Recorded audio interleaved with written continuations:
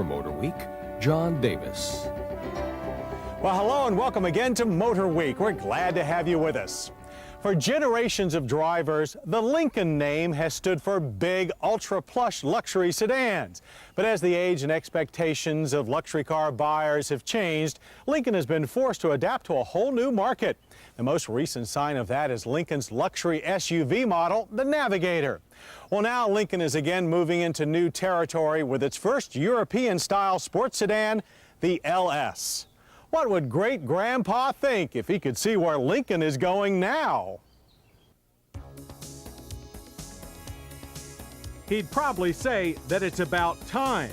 After years of watching European and Japanese makers pull customers away from traditional American luxury brands, Lincoln has successfully countered with first the Navigator and now the all-new 2000 LS luxury sports sedan. But Lincoln did have some offshore help, sharing much of the LS's engineering with the new Jaguar S-Type. Still, Lincoln didn't completely abandon its roots.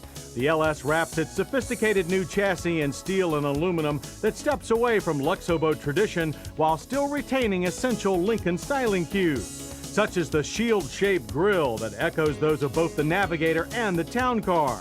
But with an overall length of only 193.9 inches and a wheelbase of 114.5 inches, the midsize LS will never be mistaken for a behemoth, though the somewhat bland tail could be attached to any number of import competitors.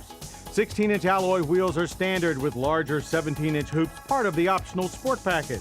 Power for the LS comes from a pair of twin-cam engines, both down about 20% on power compared to the S-Type. Ford reworked their 3-liter 24-valve Duratec for the LS, nudging horsepower up to 210 and torque to 205 pound-feet.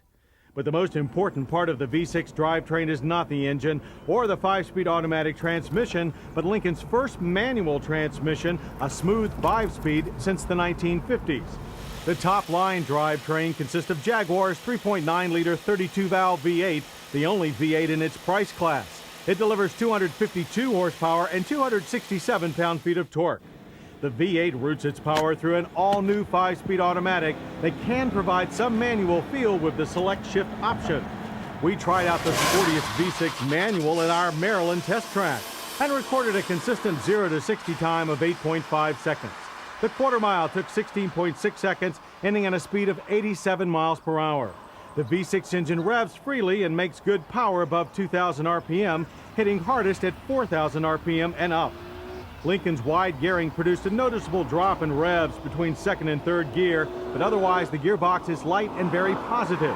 Handling is even more impressive thanks to a new short and long arm suspension. With our car's firmer sport tuning standard with the V6 manual, it reminds us of the excellent Lexus GS400. Turn-in is quick with very little body roll. There is some front-end plow, but it arrives very late in the corner and is easily controlled, as is the oversteer that we experienced in sharp maneuvers. The steering is very responsive, though more feel to this well-balanced effort would be welcome. Braking is accomplished by standard anti-lock equipped four-wheel disc.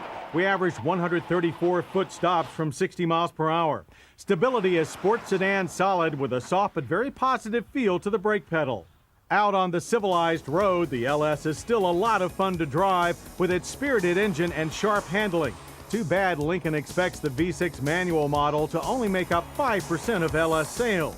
So the majority of LS models to leave showrooms will be equipped with the V8, which we drove extensively at the press introduction in San Francisco. Overall, it's about a second quicker than the V6. Lincoln engineers have done a superb job with this drivetrain too. It's as refined as anything from Lexus or BMW, with gobs of power on demand. And a ride that comfortably bridges the gap between traditional Lincoln smoothness and the solid two-tonic feel of a BMW or small Mercedes. Other drivetrain features likely to be ordered on the LS V8 include Lincoln's new yaw sensor advanced track stability system, while all-speed traction control is standard. There are plenty of comfort and convenience features as well. The LS interior is packed with the sort of luxury that we expect in a Lincoln, like plenty of attractive wood trim on the dash and doors and a full range of power accessories. The standard leather seats are firmer than those in larger Lincolns. They offer plenty of support for all kinds of driving, as well as optional heaters and power lumbar adjustment. but face a rather sparse set of analog gauges that unfortunately would also look at home in its European competitors. The standard cassette stereo is well designed and positioned high in the dash, while the optional 6-disc CD changer is intelligently located in the glove box. The automatic climate controls offer dual temperature zones to keep both driver and passenger happy on long trips, while an optional hands-free cellular phone will keep you in touch while out on the highway.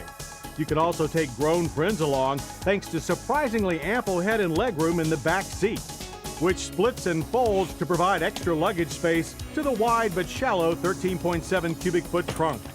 Overall, the LS offers buyers a real domestic alternative to the products of import brand luxury sports sedan purveyors, and one that's priced to sell.